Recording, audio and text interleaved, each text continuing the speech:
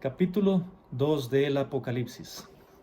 Escribe al ángel de la iglesia de Éfeso: así dice el que lleva 7 estrellas en su mano derecha y anda en medio de los 7 candeleros de oro. Yo conozco tus obras, tu arduo trabajo y tu paciencia. Sé que no soportas a los malvados, que has puesto a prueba a los que se dicen ser apóstoles y no lo son, y has descubierto que son unos mentirosos. Por causa de mi nombre has resistido, sufrido y trabajado arduamente, sin rendirte. Pero tengo contra ti que has abandonado tu primer amor. Así que ponte a pensar en qué has fallado y arrepiéntete. Y vuelve a actuar como al principio. De lo contrario vendré a ti, y si no te arrepientes quitaré tu candelero de su lugar. Pero tienes algo a tu favor, que no soportas las obras de los nicolaitas, las cuales tampoco yo soporto. El que tenga oídos, que oiga lo que el Espíritu dice a las iglesias. Al que salga vencedor, le permitiré comer del árbol de la vida, el cual está en medio del paraíso de Dios. Hasta aquí, hasta este versículo lo voy a leer porque este es el mensaje específicamente para la iglesia de Éfeso, la cual vamos a desarrollar hoy. A partir del versículo 8 ya habla de otra iglesia, eso lo vamos a tocar en el próximo capítulo. Cuando nos empieza el texto diciendo que escribe al ángel de la iglesia de Éfeso, aquí es el Señor Jesucristo que está hablándole a Juan. Le está dictando para que Juan sea el que transcriba el mensaje, ¿verdad? Es Jesucristo el que está siendo el productor de la idea, el que trae el mensaje, y Juan simplemente se está dedicando a escribir lo que el Señor le está redactando. Cuando nuestro Señor Jesús nos da el mensaje a cada una de las iglesias, Él se presenta con una característica propia de Él. Lo vamos a ir viendo y ojalá puedan ir tomando nota porque esto es muy importante. Cada mensaje a cada iglesia, Jesucristo se presenta con una característica y con una característica diferente que tiene que ver con el mensaje. No es que Él dijo una característica de Él aleatoria, sino que esa característica que Él emite en los primeros versículos tiene relación con el mensaje que está en cada iglesia. En este caso nos dice que es al que lleva las 7 estrellas en su mano derecha y anda en medio de los 7 candeleros de oro. Recordémonos que en el pasaje, en el capítulo anterior, vimos que las 7 estrellas eran las 7 iglesias, los 7 pastores de cada una de las iglesias. Y los 7 candeleros de oro, también lo vimos en el capítulo 1, son las iglesias. Así que Jesucristo aquí dice que Él lleva en la mano a cada uno de los pastores de esas iglesias. Y no solo los lleva en la mano, sino que también anda en medio de la congregación. Esto lo que nos quiere decir es que Jesús es el que está a cargo de conducir a los líderes de las iglesias. Los líderes de las iglesias son llevados de la mano de Jesucristo para que puedan pastorear a sus congregados. Y la razón de ser, el sentido de la congregación es Jesucristo. No es ni el pastor, no es el edificio como tal, no son los ministerios, no es la gente que llega, no es la banda que está tocando ahí en el auditorio, no son las páginas de internet, no es la publicidad. Es Jesucristo el centro de la iglesia. Nosotros tenemos que tener eso claro. Y una iglesia que es exitosa no es aquella iglesia que tiene mucho dinero, no es aquella iglesia que tiene muchos miembros en su congregación, no es aquella iglesia que ostenta un edificio lujoso con tecnología de punta, no es ni siquiera una iglesia que tiene muchos ministerios o muchos cursos o muchos programas. La iglesia exitosa es la iglesia que camina con Jesucristo, es la que hace de Jesucristo su centro, su razón de ser. Y Jesucristo lo establece y lo deja muy claro en este mensaje. El que está hablando es el que lleva las 7 estrellas en su mano derecha. Dios lleva a cada uno de estos pastores de su mano, de la mano de Jesucristo. Y Él anda en medio de la congregación. Una iglesia donde no está Jesucristo, donde Jesucristo no anda en medio de la congregación, no es una iglesia. Es religiosidad. Luego el versículo 2 nos dice: yo conozco tus obras, tu arduo trabajo y tu paciencia. Sé que no soportas a los malvados, que has puesto a prueba a los que dicen ser apóstoles y no lo son, y que has descubierto perdón, que has descubierto que son unos mentirosos. Hasta aquí todo parecería que está muy bonito, ¿verdad? Está diciéndole un elogio.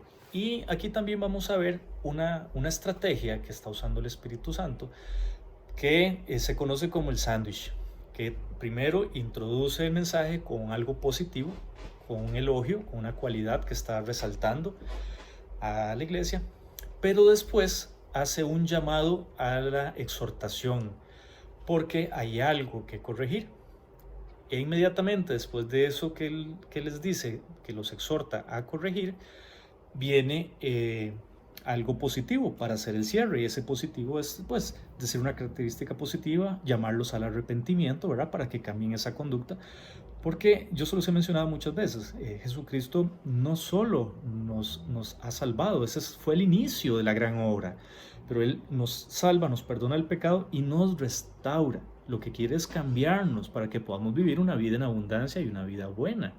Así que no tendría mucho sentido que nos quedemos solo en la exhortación si no acompañamos también con un mensaje de apoyo, de restauración. Y eso no solo el mensaje de Jesucristo a las iglesias, eso se lo digo a todos ustedes también. Si en algún momento tienen la posibilidad de predicarle a alguien, de llevarlo a los pies de la cruz, utilicen esta estrategia de sándwich. Declárenle algo positivo que ustedes están viendo, que es algo bueno, que se están esforzando en conseguir. Y después de eso, hasta después de eso, llévenlos a una exhortación, ¿verdad? Que una exhortación es un llamado de atención para que caigan en cuenta de alguna conducta. Le predican y después los llevan hacia un arrepentimiento y una restauración, a una esperanza, a una promesa de Dios. Y de esa manera les garantizo que van a poder traer muchas más personas a los pies de la cruz sin tener que estar dándoles bibliazos, sin tampoco tener que estar apoyándolos absolutamente en todo y siendo complacientes, sino de una forma amorosa, ¿verdad? Que de una forma amorosa ustedes puedan presentarle el Evangelio, pero el Evangelio sin máscaras, el Evangelio sin tapujos, sin acomodarse al mensaje con tal de complacer a los demás, sino el mensaje tal cual el Señor lo establece en su palabra. Así que en este momento hay un mensaje positivo, digámoslo así, un mensaje de elogio. Casi todas las iglesias, Jesucristo empieza con un mensaje de elogio, ¿verdad? Y después sigue un reproche, ¿verdad? Un reproche, algo que les está criticando, digámoslo así, algo que les está diciendo que no está correcto, para después cerrar con algo positivo. Solo hay dos iglesias que no reciben ningún mensaje negativo, que las vamos a ver más adelante. Pero en esta sí cumple las tres condiciones, ¿verdad? En el caso de Éfeso, el primer elogio o el elogio que le dice es que yo conozco tus obras, tu arduo trabajo y tu paciencia. Sé que no soportas a los malvados, que has puesto a prueba a los que dicen ser apóstoles y no lo son, y que has descubierto que son unos mentirosos. Por causa de mi nombre has resistido, sufrido y trabajado arduamente sin rendirte. Así que vemos que aquí habla mucho de obras, de cosas que el ser humano hace, que no necesariamente son malas, pueden ser cosas muy buenas. Pero recordemos que incluso personas ateas o personas que tal vez tienen una religiosidad y que no creen en Dios, pueden hacer estas mismas cosas. Exactamente lo mismo. Pueden hacer buenas obras, pueden ser moralmente correctos, pueden ayudar a la gente de la calle, pueden ser hospitalarios, pueden ser personas que tienen obras de beneficencia. En fin, esto no es una condición para decir yo soy ahora sí cristiano porque hago estas cosas. No necesariamente, ¿verdad? Y aquí lo que nos habla es que si después de esto viene un reproche, es porque hay algo que se está haciendo mal. Y cuando Jesucristo dice, yo conozco tus obras, definitivamente Él conoce nuestro corazón y conoce esas obras incluso antes de que las vayamos a hacer. Incluso conoce la intención por la cual estamos haciendo esas obras. Y aquí yo quiero llamarles a ustedes también a la conciencia de que revisemos cada uno de nuestros corazones si lo que estamos haciendo por la obra, ¿por qué lo estamos haciendo? ¿Con qué corazón lo estamos haciendo o con qué intención? ¿Verdad? Porque podemos también caer en lo que estaba cayendo la iglesia de Éfeso. Antes de proseguir, cada una de estas iglesias retratan una época en particular de la iglesia. En este caso, esta primera iglesia retrata a la iglesia que los apóstoles fundaron. Recuerden que después de la venida del Espíritu Santo en Pentecostés, los apóstoles empiezan un trabajo misionero de fundar iglesias. Pablo fue el fundador de la iglesia de Éfeso. Ahorita más adelante, si nos da tiempo, voy a mencionarles un poquito de eso. Pero ellos fundan las iglesias y ellos las dirigen hasta cierto momento. Después ponen a pastores de que dirigen esas iglesias. Y algo estaba pasando en esas iglesias, que empezaron a ser iglesias activistas, enfocadas en el servicio, muy legalistas inclusive, porque vemos que quizás tenían una teología correcta, no soportan los malvados, han puesto a prueba a los que se dicen ser apóstoles, ¿verdad? Entonces tenían una teología con la cual podían hacer un filtro, pero se dedicaron a servir, se dedicaron a hacer sus obras, quizás con otras intenciones, se dedicaron al trabajo y al trabajo y al trabajo, y se olvidaron de algo muy importante. Y ese es el reproche que le hace nuestro Señor Jesús a esta iglesia. El versículo 4 nos dice así: pero tengo contra ti que has abandonado tu primer amor. ¿Y cuál es nuestro primer amor? Nuestro primer amor es Jesucristo. Ese amor que sentimos cuando nos perdonó, cuando entregamos nuestra vida por primera vez a Él. Quizás algunos lloramos en ese momento, quebrantamos nuestro corazón, derramamos nuestra alma, nuestra vida y le dijimos a nuestro Señor Jesús: entra a mi vida, te necesito. Ese es el primer amor. El primer amor donde cantábamos, donde deseábamos conocer más de Él, donde para nosotros la palabra Jesús era sumamente importante, donde solo queríamos quizás pasar más tiempo con Él, aprender más de Él. Eso es lo que nos dice nuestro Señor Jesús. Está bien las obras que usted hace, está bien que sea caritativo, está bien que ayude al ministerio, está bien que haga crecer la obra, está bien que trabaje por evangelizar, por tener un grupo de matrimonios, por tener un grupo de niños, por tener un grupo, una célula. Todo eso está bien, pero si usted no lo hace con la intención correcta, con el corazón correcto, usted se ha olvidado de su primer amor, porque su fin último es Jesucristo, y todo lo que usted hace después de Jesucristo es porque lo hace por fruto, precisamente por lo que Él ha producido en su vida.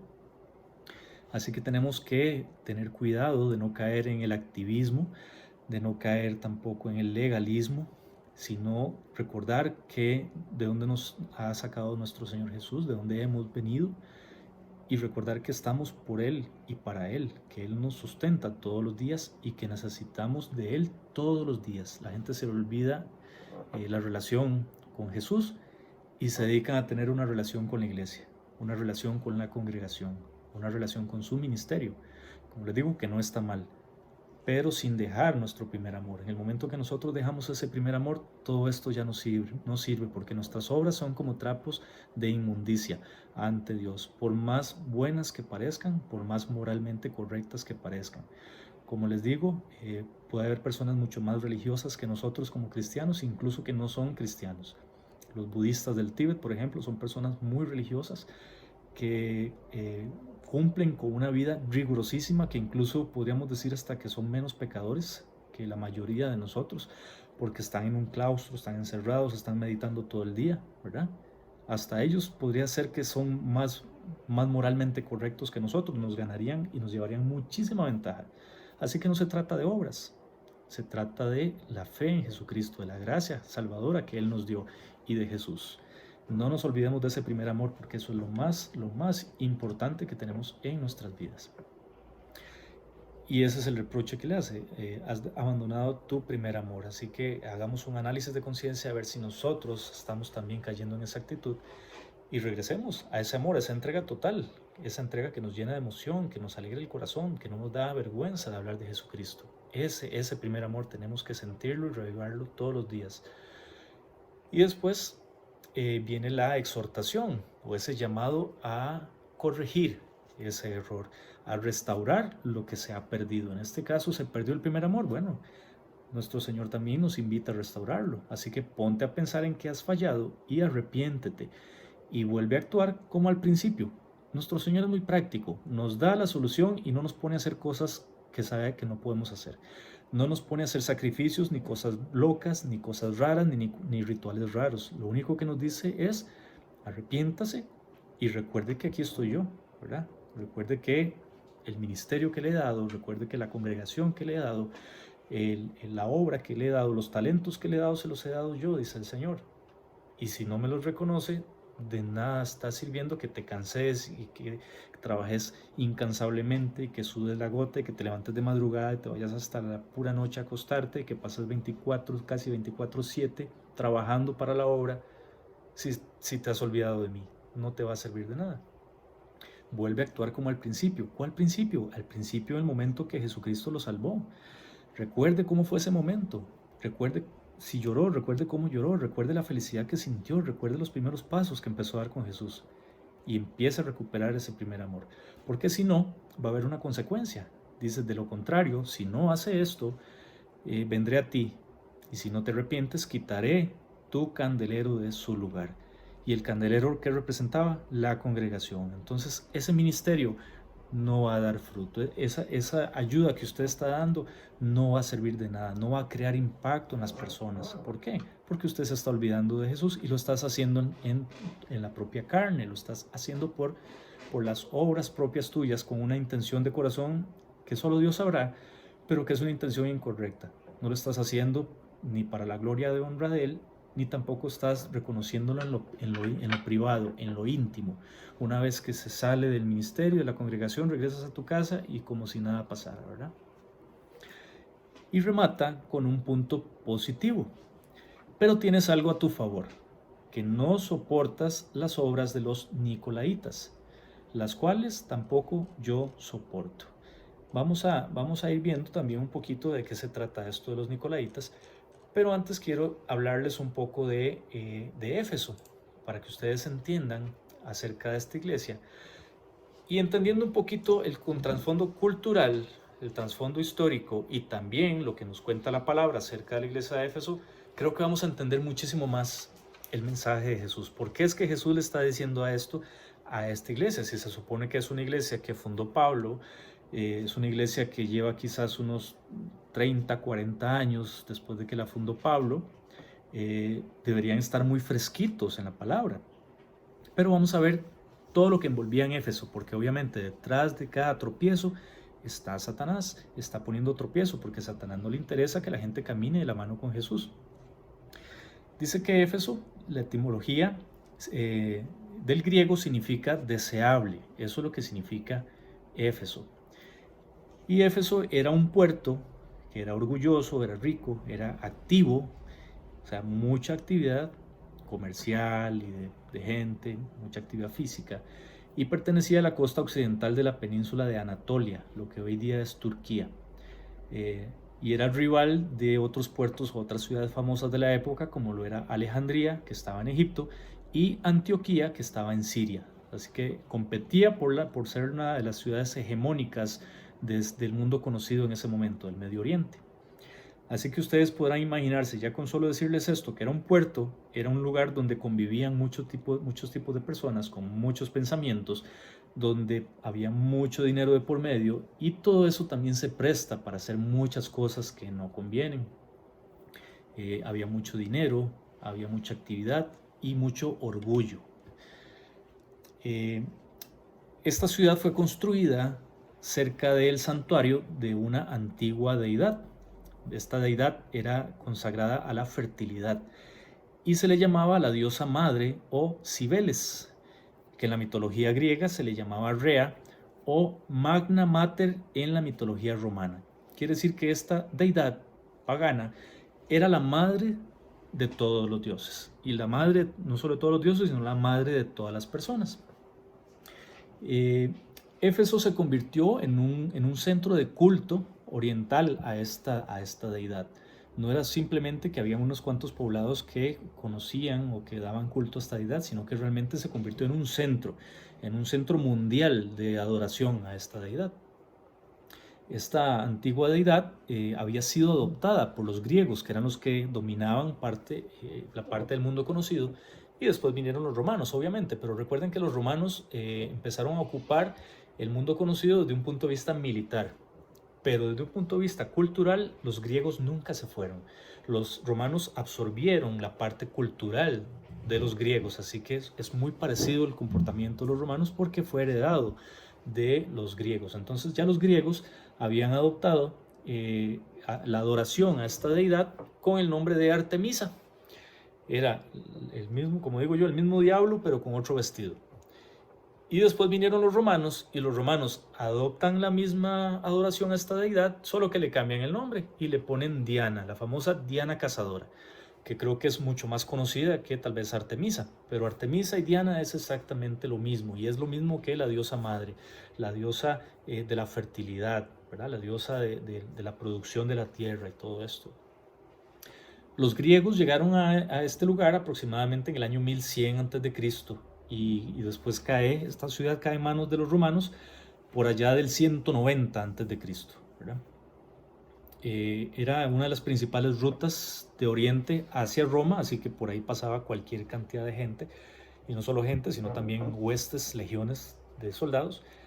Y allí se juntaban tres grandes carreteras romanas y varios caminos más. Era un emporio por donde pasaba el comercio de Roma y Grecia, con las provincias más orientales del imperio. Así que pueden darse una idea de la clase de ciudad que era esto. Como, digamos, podemos compararlo hoy en día quizás con Hong Kong, con Seúl, con Nueva York, grandes ciudades que son metrópolis, que son cosmopolitas, donde configuran muchas culturas, muchas variedades de idiomas, muchas creencias, así que había de todo un poquito. Hablemos un poco del templo de esta deidad, de Diana de los Efesios, que era como le llamaban en el tiempo de los apóstoles, porque como les digo, en ese momento estaban los romanos dominando esas provincias, así que los romanos eran los que le ponían en ese momento el nombre a la deidad. Le pusieron Diana. Ese templo de Diana era el orgullo de la ciudad. Como decir que hoy pudiera ser, no sé, el Empire State en Estados Unidos, o la Torre Eiffel, o el Coliseo Romano. O sea, era algo impresionante. De hecho, este templo era uno de las 7 maravillas del mundo antiguo. Este templo de Diana. Diana era considerada la hija de Zeus y hermana gemela de Apolo, esto en la mitología griega. La representaban como una doncella cazadora armada de arco y flecha que enviaba plagas a mujeres y animales. Se permitía libertad sexual dentro del culto. La prostitución femenina y masculina se ejercía dentro del templo, era parte del ritual de adoración a esta deidad, y era representada grotescamente con una estatua con muchos pechos. Tenía un templo inspirado en el famoso templo de Afrodita en Corinto, y era atendido por una hueste de sacerdotisas. Era una serie de mujeres vírgenes que eran dedicadas exclusivamente al servicio del templo, y las llevaban vírgenes porque eran también ofrecidas en sacrificio sexual a esta deidad. Así que esto, ustedes podrán imaginarse cómo era este tipo de culto, ¿verdad? Era simplemente una fiesta sexual sin freno. Como les digo, este templo era una de las 7 maravillas del mundo antiguo y se parecía mucho al Partenón de Atenas. Era prácticamente una copia del Partenón, solo que 4 veces más grande. Funcionaba allí en esta ciudad un banco, quizás fue el primer banco del mundo. El sacerdote principal supervisaba las operaciones y la gente llevaba ahí grandes cantidades de dinero. Esta ciudad muy pronto obtuvo la fama de ser llamada el Banco de Asia. Así que imagínense que no solo era un tema de religiosidad, de paganismo, de idolatría, y bien brava, bien seria, porque se mezclaba con la fornicación. Había de todo ahí, lo que ustedes puedan imaginarse, sino que también se comercializaba mucho, había mucho dinero de por medio. Así que ustedes saben que cuando hay mucho dinero de por medio, salen las peores cualidades del ser humano, ¿verdad? El problema no es el dinero, sino es el amor al dinero. Así que la ciudad también era famosa por la gran cantidad de magos y hechiceros que tenía esta ciudad. Se vendían pequeños documentos llamados letras efesias que aseguraban que podían resguardar de peligros a sus poseedores. Quizás ante tal situación de ocultismo, Pablo realiza milagros sorprendentes de curación en Éfeso y expulsa demonios como testimonio del poder de Dios. Esto lo vemos en el libro de los Hechos, donde se narra la experiencia de Pablo en Éfeso, cuando le tocó ir allá y empezar a formar y a discipular gente allá en Éfeso. Él no la tuvo fácil. Imagínense la clase de mercado meta al cual estaba yendo Pablo en Éfeso, a dónde se estaba metiendo Pablo. Y eso lo podemos ver en Hechos. Más adelante vamos a ver unos cuantos pasajes, pero ustedes tómense el tiempo de leer en su casa Hechos de los Apóstoles y se van a dar cuenta de todo esto. Así que todos estos hechiceros y magos vendían amuletos, vendían cositas de la suerte, cositas mágicas, ¿verdad? Que quizás nos puede sorprender a nosotros en estos días. Ay, no, pero sí, nosotros en estos días hay mucha gente que usa medallitas, que usa cositas para protegerse, que pega cosas detrás de la puerta, que lleva cositas en su billetera, que un pañuelito, que una florcita, que un saquito rojo, que un poquito de azúcar, que sal. En fin, la gente utiliza cosas de amuletos, cosas de superstición, porque necesitan sentirse seguros de alguna manera. Entonces, al no conocer a Dios de una forma íntima, obviamente cualquier cosa te va a servir de tabla de salvación. Lo que pasa es que todo eso es un engaño, porque eso no sirve.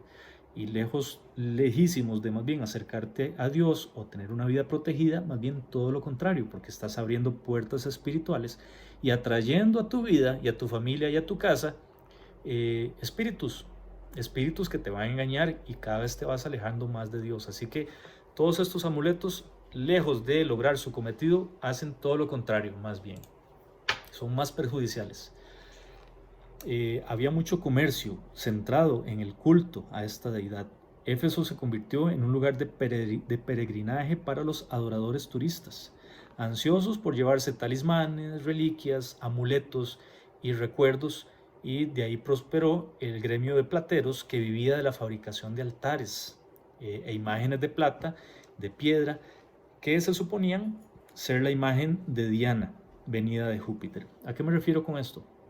Que ellos hacían imágenes o estatuitas de Diana, de esta diosa, y las vendían y le rendían culto a esta piedra.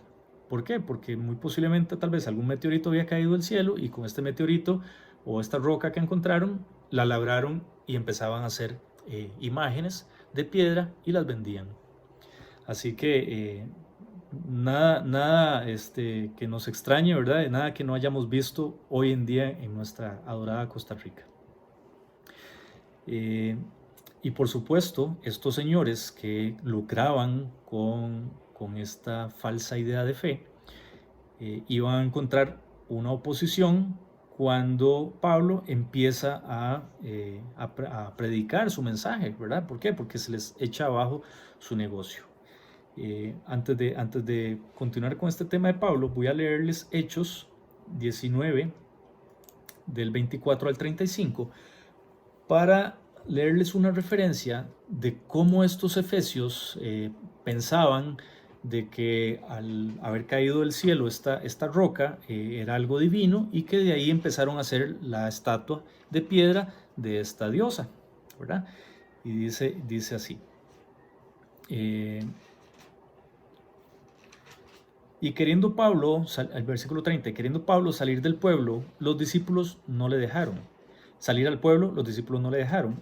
También algunas de las autoridades de Asia, que eran sus amigos, le enviaron un recado rogándole que no se presentara al teatro. Unos pues gritaban una cosa y otros otra, por lo que la concurrencia estaba confusa, y los más no sabían por qué se habían reunido. Y sacaron de entre la multitud a Alejandro, empujándole los judíos. Entonces Alejandro, pedido silencio con la mano, quería hablar en su defensa ante el pueblo. Pero cuando le conocieron que era judío, todos a su voz gritaron casi por 2 horas: «Grande es Diana de los Efesios». Entonces el escribano, cuando había apaciguado a la multitud, dijo: «Varones efesios, ¿y quién es el hombre que no sabe que la ciudad de los Efesios es guardiana del templo de la gran diosa Diana y de la imagen venida de Júpiter?»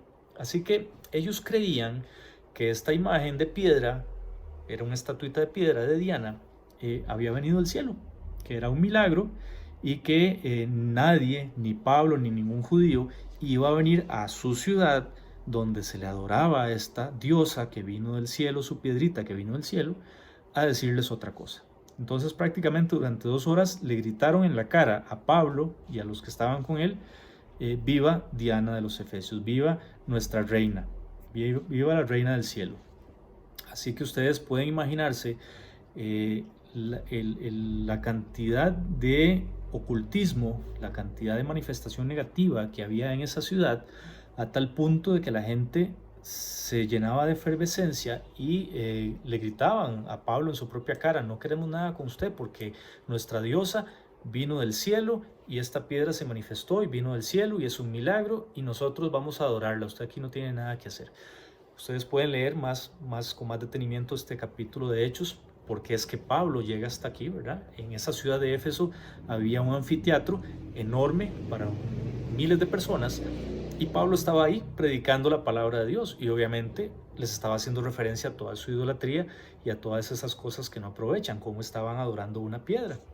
Así que estas personas, no solo las personas fanáticas que estaban gritando a favor de esta deidad, sino también los comerciantes, porque obviamente les estaba echando a perder su negocio. No querían que Pablo convenciera a la gente, porque si no la gente iba a dejar de comprar sus estatuas, sus reliquias, sus objetos religiosos, sus estampitas, perdón, y iban a dejar de ganar dinero con esto. Esto era un negocio para ellos. Así que muchos lo ven como negocio, muchos otros lo ven con fervor, con una fe falsa, creyendo que sí, que realmente esa piedra había aparecido ahí milagrosamente y había venido del cielo. En este caso hacen referencia de que vino del espacio exterior, de que vino de Júpiter. Continuando con el tema de Efesios, vamos a ver, por acá tengo el archivo.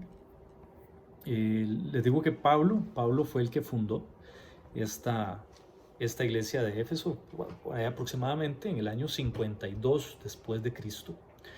En su primera visita, Pablo llega a Éfeso con Priscila y Aquila, donde una comunidad judía tenía una sinagoga ahí. Eso lo podemos ver en Hechos 18:18, perdón.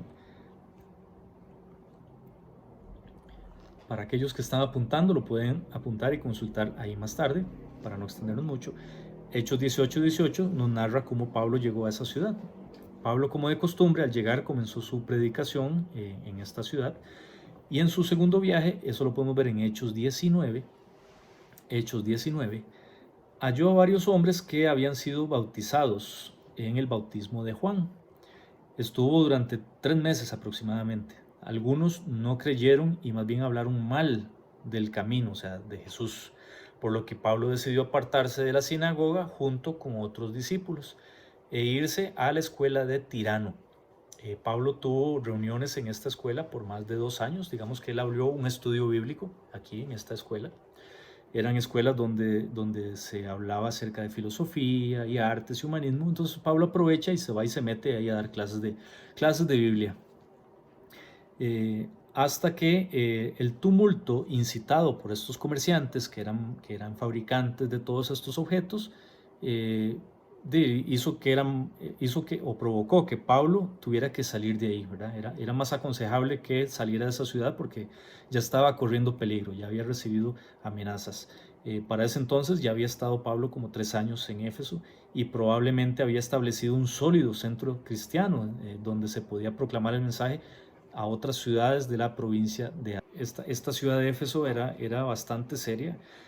Era una ciudad donde había no solo mucho paganismo, donde realmente se adoraba a una diosa, a una reina del cielo, donde se proclamaba que adoraban a una piedra que le atribuían propiedades milagrosas, sino que también era un centro de depravación sexual, donde se mezclaba la religiosidad o el culto con el sexo desenfrenado, ¿verdad? Porque había personas dedicadas exclusivamente al servicio de estos cultos, de estos rituales. Los sacerdotes que atendían, entre comillas, a este templo eran los primeros en aprovechar estos servicios, y cualquier persona que llegara a estos templos, ¿verdad? También. Me contaba una vez una historiadora que, por ejemplo, en Roma había también templos dedicados a estas deidades y que en estos templos habían niñas, muchachitas vírgenes que servían, y que más bien era todo un orgullo que de una familia saliera una de estas niñas y fuera dedicada por completo al templo de una deidad, que normalmente era Diana o Artemisa en el caso de los griegos, pero Diana en el caso de los romanos. Y a estas niñas les pasaba de todo, eran violadas, eran abusadas, muchas de ellas quedaban embarazadas y estos niños eran sacrificados a Moloch, los hacían pasar por fuego, los mataban como parte del sacrificio. Había orgías de todo tipo, no solo relaciones heterosexuales, sino también relaciones homosexuales, así que era todo un desenfreno y obviamente, porque no había ninguna deidad, porque como no existe esta deidad, no había ninguna deidad que pusiera orden, ni que trajera conciencia de pecado o de que algo estaba mal. Al contrario, recordemos que detrás de todas estas deidades, de todas estas ideas religiosas, el que actúa es Satanás. Y a Satanás lo que le conviene es la perversión del ser humano, que no se acerque a Dios y que más bien se degrade cada vez más. Así que estas personas de esta ciudad llegaron a degradarse socialmente, con la degradación espiritual y con una degradación de física de su cuerpo.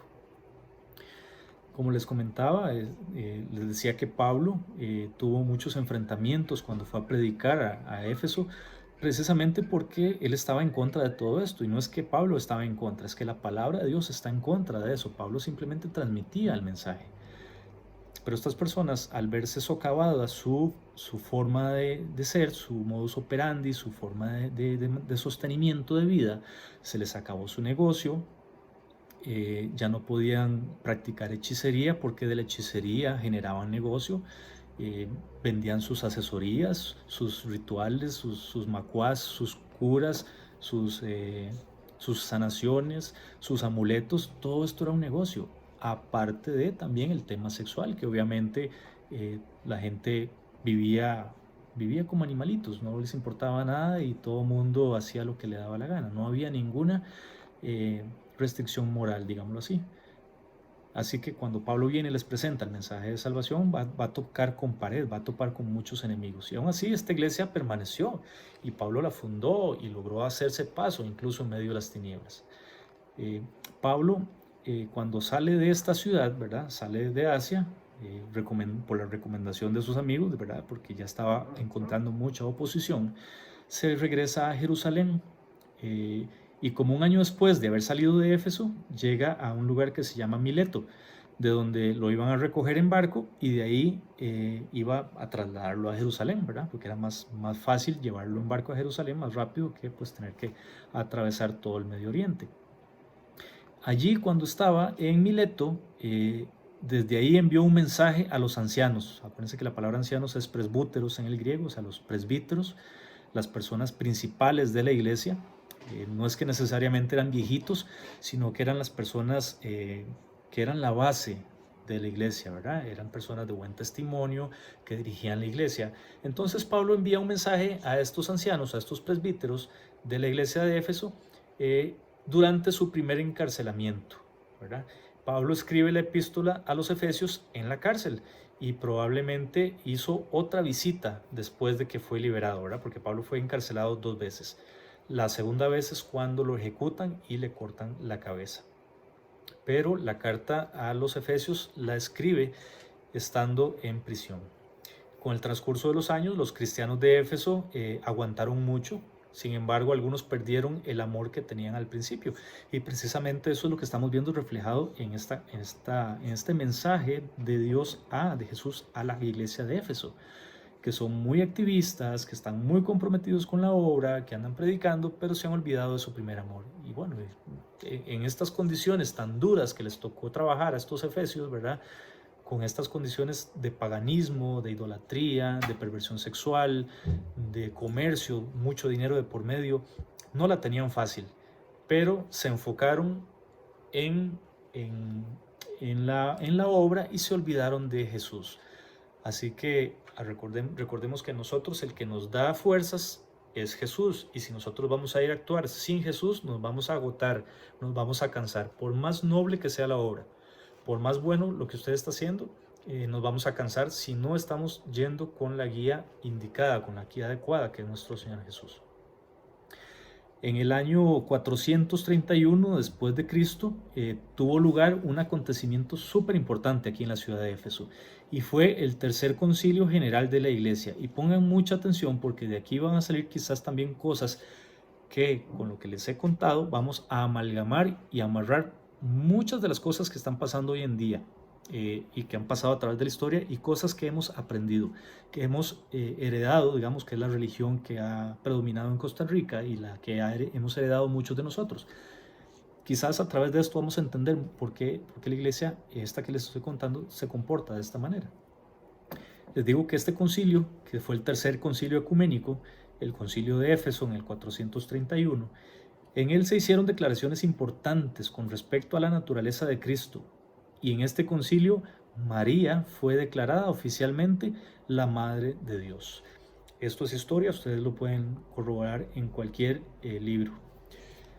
Así que si recordamos cuál es la historia de esta deidad que se llamó Diana, Diana Cazadora o Diana de los Efesios, esta deidad es heredada, o la idea es heredada de una deidad antigua, de los habitantes de esa península que estaban ahí muchos años antes de que los griegos llegaran.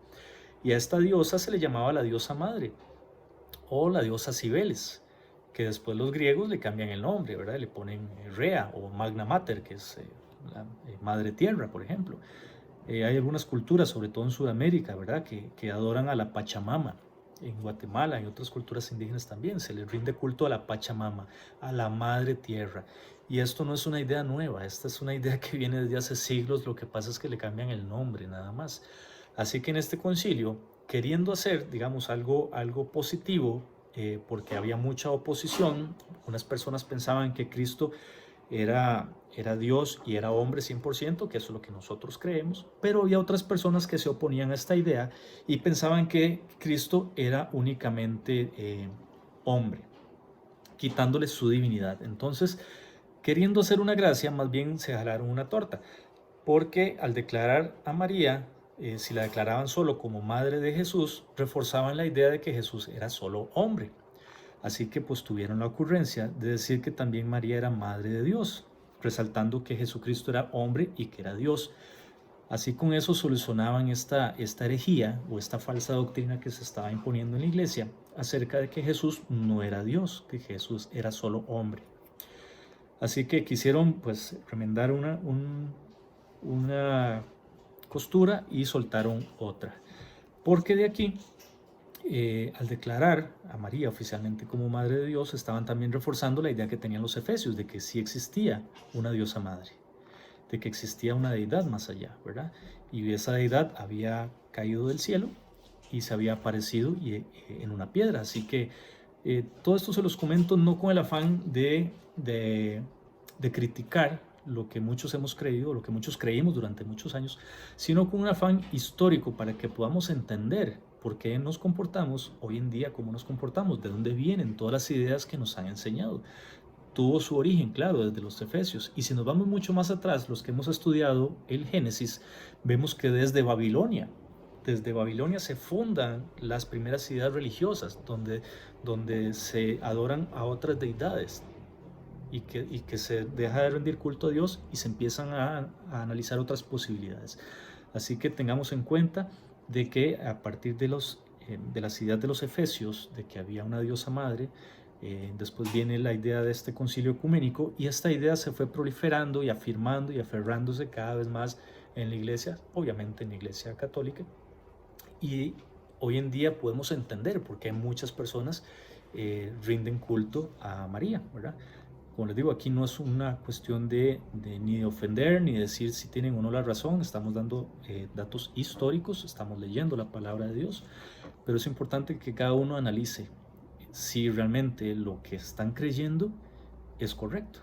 Aquí nosotros dejamos la posibilidad abierta para que ustedes puedan analizar con base no solo a la palabra de Dios, sino también a la historia, de que si lo que ustedes están creyendo va acorde a lo que la palabra de Dios dice. Eso es todo, ¿verdad? Aquí no vamos a juzgar a nadie, aquí todos son bien recibidos y el Señor es el encargado de poner en el corazón de cada uno lo que Él quiere que nosotros conozcamos y que Él sea el que nos quite los velos de nuestro entendimiento, si es que hay que quitar algún velo, ¿verdad? Para que esa relación con Jesucristo sea una relación fluida y una relación única, sin ninguna piedra de tropiezo, sin ninguna idea, ¿verdad? Que sobre todo nos han impuesto y que a veces ni siquiera sabemos por qué.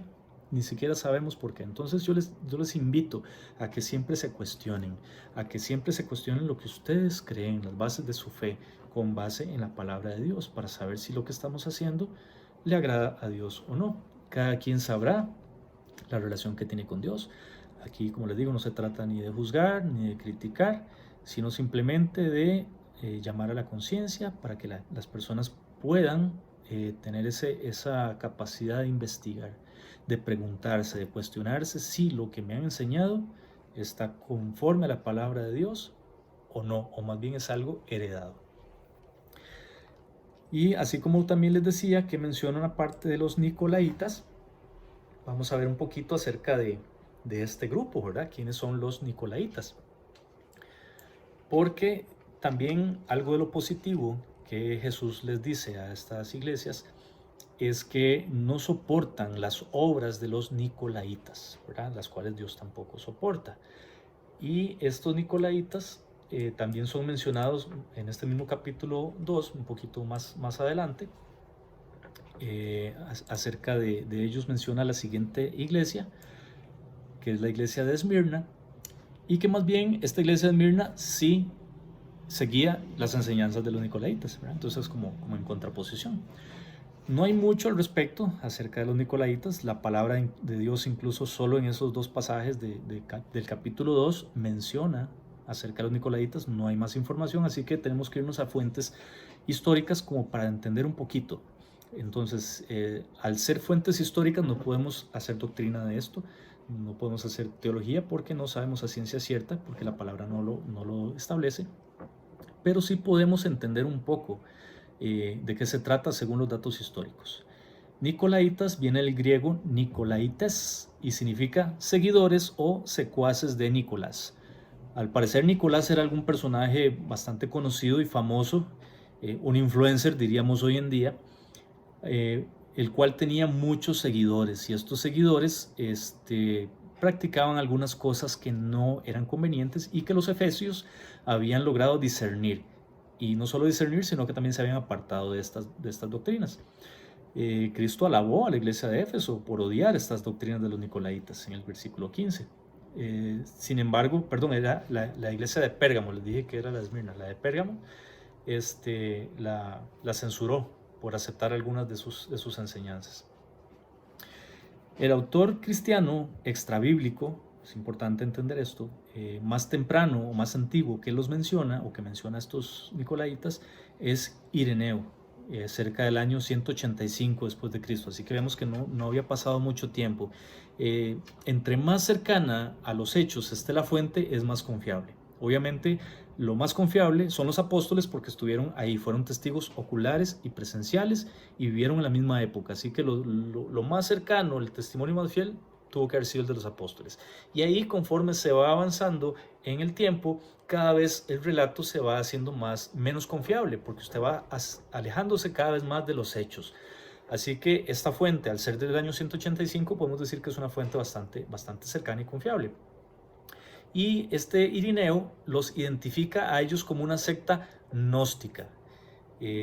Por ejemplo, lo que menciona en uno de sus escritos, dice así: Juan, el discípulo del Señor, predica esta fe, la divinidad de Cristo, y procura por la proclamación del Evangelio eliminar ese error que Cerinto ha diseminado entre los hombres, y mucho antes los llamados Nicolaitas, que son una rama del falsamente llamado conocimiento, para confundirlos y persuadirlos de que hay un solo Dios que hizo todas las cosas por su palabra.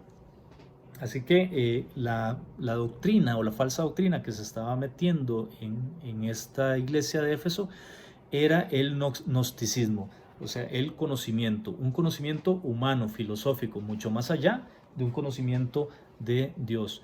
Así que hay también algunas otras evidencias de una secta gnóstica en el siglo III después de Cristo que lleva el mismo nombre, pero Irineo, seguido por Hipólito y algunos otros, que podemos llamar padres de la iglesia, presentan la teoría de que esta secta se originó en las enseñanzas de Nicolás, uno de los 7 primeros diáconos ordenados por los apóstoles, un prosélito de Antioquía, o sea, una persona que estaba involucrada en la fundación de la iglesia, que muy posiblemente fue discípulo de alguno de los apóstoles y que después quedó a cargo de una congregación. Fue un anciano, fue un apóstol, apóstol no fue un anciano, fue un pastor, un anciano de la iglesia, ¿verdad? Pero no hay evidencias suficientes de que esto sea digno de confianza. Es algo que podemos comentar que fue una posibilidad de que este Nicolás haya sido quizás uno de los padres también de la iglesia, pero no lo sabemos con exactitud. Se ha postulado también la teoría de que en parte, basada en parte en la supuesta semejanza del significado de los nombres Nicolás, que significa conquistador de pueblos, y Balaam, que significa devorador, de que la doctrina de Balaam y la doctrina de los nicolaitas fuera similar, ¿verdad? Porque sobre todo en el versículo 15 del Apocalipsis se mencionan uno después del otro, entonces podemos tender a quizás hacer una relación entre los nicolaitas y la doctrina de Balaam. Aquellos que estudiamos el libro de Números, donde vimos a Balaam, y yo se los voy a recordar aquí con mucho gusto, Balaam era un falso profeta, era una persona que se vendió a Balac por dinero para ir a maldecir al pueblo de Israel. Entonces, como Dios le habló a Balaam y lejos de maldecir a Israel, más bien los bendijo 3 veces porque Dios actuó con el Espíritu Santo a través de Balaam, Balac se enoja porque ya le habían pagado mucho dinero a Balaam para que maldijera a Israel. Entonces Balaam tuvo la genial idea de decir, bueno, si ellos no podemos maldecirlos porque Dios los protege y más bien convierte la maldición en bendición, vamos a sabotearlos y que ellos pequen deliberadamente y así infiltradamente desde adentro vamos a hacer que ellos se separen de Dios. Entonces, ¿cuál fue la idea que tuvo Balaam? La idea que tuvo Balaam fue llevar a los israelitas a fornicar con las hijas de Moab, con las moabitas. Les consiguieron novias, les abrieron un cabaret, les abrieron un table dance y todos los israelitas se fueron a conseguir lo que no se les había perdido y empezaron a fornicar. Y una vez que fueron ya suficientemente conquistados, los tenían seducidos por sus encantos, era muy sencillo llevarlos a la idolatría, a que empezaran a adorar a dioses falsos. Así que vean que hay una relación también con lo que estaba pasando en Efesios, que en la iglesia de Éfeso, que en Éfeso había una muy fuerte cultura sexual, de depravación sexual, y esto también estaba ligado a la adoración, a la falsa adoración, al culto idólatra. Así que por eso se relaciona que los nicolaitas o la doctrina nicolaita tiene que ver con esta doctrina de Balaam, que la doctrina de Balaam, como les digo, era hacer que las personas cayeran en pecado, llevándolas a una depravación sexual. Sin embargo, no hay tampoco una evidencia clara en la palabra de que esto sea así, de que haya una relación entre las dos doctrinas, sino que más bien los pasajes, si uno estudia con más detenimiento este versículo 15, pareciera que más bien los pasajes se contraponen, o sea, son opuestos. Como les digo, la enseñanza más fuerte, la que más tiene cabida en la teología, es que estos nicolaitas eran gnósticos. Empezaron a meter ideas filosóficas, humanistas, a pensamientos de hombre dentro de la teología cristiana. Entonces empezaron a hacer una mezcla. Y esto obviamente no iba a aprovechar, porque todo esto degenera en muchas sectas, ¿verdad? Cada quien empieza a plantearse su propia moral. Y hoy en día vemos que eso está pasando en nuestra sociedad. Si bien es cierto, esta iglesia de Éfeso es una iglesia que fue o nos marca la época de la iglesia de los apóstoles, ¿verdad? La primera iglesia de los primeros 2-3 siglos, también durante todas las épocas de la iglesia, podemos ver pinceladas de cada una de estas, ¿verdad? No es que exclusivamente la iglesia de Éfeso marca la primera etapa de la iglesia y ya después no se vuelve a ver más, no, marca la época como una generalidad, pero en cada una de las etapas de la iglesia siempre ha habido pinceladas de cada una de las iglesias. Así que hoy en día, incluso en nuestra iglesia cristiana, podemos ver algunos rasgos o algunas pinceladas de la doctrina de Balaam, de la doctrina de los nicolaitas, donde gente empieza a pensar de una forma gnóstica, de una forma humanista, de una forma con conocimiento y sabiduría humana, no con sabiduría de Dios, no apegado a la palabra, sino apegado a lo que yo pienso, a lo que yo creo, a lo que de repente me formulo.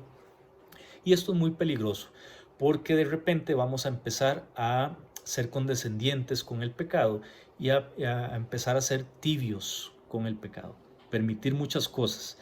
Y bueno, hoy lo vemos, no quiero tocar específicamente el tema de lo que se vivió anoche a la medianoche, porque ya eso pues es un tema personal de cada quien y cada quien con Dios. Sin embargo, nosotros como hijos de Dios sí tenemos que estar bien claros en lo que creemos. No podemos darnos el lujo de aceptar o de ser complacientes o de querer caer bien ante el mundo y no caerle bien a Dios. Así que tenemos que escoger, sin necesidad de atacar a la gente, sin necesidad de criticarlos, sin necesidad de ir a darles por la cabeza hasta que entiendan lo que yo creo o la fe que yo viva. No, pero una cosa es ser ese cristiano extremo o fanático, y la otra es ser complaciente y acomodado a las cosas del mundo, ¿verdad? Hay que tener mucho cuidado porque la línea es muy delgada. Y esta doctrina gnóstica se estaba infiltrando. Ahora todo es relativo, ahora todo me parece, si usted lo hace y no le hace daño a nadie, está bien, y todo es relativo, cada quien se forma su propia moral. Y lo más triste es que eso está entrando a la iglesia. No estamos hablando ni siquiera de solo el mundo, estamos hablando de las iglesias. Esta doctrina gnóstica, esta doctrina de Balaam entró a la iglesia. Recuerden que estos mensajes son a las iglesias, a las personas creyentes, a los que se dicen ser hijos de Dios. Así que hay que tener mucho cuidado, abrir los ojos y ver si de repente nosotros también estamos siendo influenciados por todas estas corrientes de pensamiento del mundo y están debilitando nuestras bases de fe, están debilitando nuestra relación con Jesús. Y finalmente vamos a ver cómo hay un mensaje también a aquellos que hacen las cosas correctamente, ¿verdad? Aquellos que se logran arrepentir, porque recordemos, como les dije, otra vez más voy a recordarles la estrategia del sándwich, que es decir algo positivo, algo que se está haciendo bien, después la exhortación o el llamado al arrepentimiento de algo que no está bien, según la palabra de Dios, ¿verdad? No según nosotros. Y después cerrar con algo positivo, ¿verdad? Porque hay que restaurar a las personas. No podemos simplemente dejarlas en la exhortación, porque eso nos puede incurrir a que esa persona se quede en la culpa. Y si esa persona se queda en la culpa, va a ser peor la destrucción, y va de la culpa, de la vergüenza, no se va a acercar a Jesús, no se va a acercar a Dios. Así que tenemos que más bien llevarlo al arrepentimiento, porque el arrepentimiento nos acerca a Dios, la culpa nos aleja de Dios. Y en el versículo 7 nos dice: el que tenga oídos, que oiga lo que el Espíritu dice a las iglesias. Al que salga vencedor, le permitiré comer del árbol de la vida, el cual está en medio del paraíso. Y aquí hay una referencia también en Apocalipsis 22, del 1 al 5, donde habla del árbol de la vida. También en el huerto del Edén, en Génesis, vemos una referencia al árbol de la vida. Pero en este caso, ¿qué significa eso? ¿Por qué nos está llamando a que si hacemos caso, nos arrepentimos, volvemos al primer amor, dejamos de ser tan trabajadores y nos convertimos en amantes de Jesucristo? Me recuerdo también el pasaje con María y Marta, donde Jesucristo llega a la casa de Lázaro, María y Marta, y María está a los pies de Cristo, escuchándolo, oyéndolo, gozándose en su presencia, y Marta más bien está en los quehaceres de la casa. Y nadie quita de que Marta estaba haciendo lo correcto. Claro, la casa hay que asearla, hay que hacer comida, hay que atender a los invitados, eso está perfecto. Pero cuando Marta se acerca a nuestro Señor Jesús y le dice que regañe a María, porque María es una gran vaga, que no hace nada, que no le está ayudando, que le está dejando todos los quehaceres de la obra, Jesús lo que le dice es: déjala, porque ella ha escogido la mejor parte y no se le va a quitar. Ese pasaje resume el mensaje de la iglesia de Éfeso. Vuelva los ojos a Cristo, vuelva los ojos a Cristo. Puede ser que usted esté tan ocupado, tan entretenido en la obra, que se está olvidando de lo principal, de lo más importante. Y el premio a aquellos que regresan a ese primer amor, aquellos que viven cercano de Cristo, es comer del árbol de la vida. Y Jesucristo nos vino a dar vida y vida en abundancia. Eso quiere decir que usted, teniendo una vida cercana a Cristo, que Él sea su centro en absolutamente todo, va a tener una vida mucho más en paz, mucho más en gozo. ¿Que va a haber problemas? Sí, pero usted los va a enfrentar con otra cara. Usted va a enfrentar esos problemas de una manera muchísimo mejor. Y se va a olvidar de que alguna vez quizás tuvo o pasó por ese problema. Y va a ver la mano de Dios sacándolo de ese problema. Así que igual que Jesucristo los exhorta a través de esta palabra, yo también, yo también les llamo a la conciencia, les exhorto para que volvamos los ojos a Cristo, ¿verdad? Si caminamos con nuestro primer amor, que es Jesús, Él nos dará vida y vida en abundancia.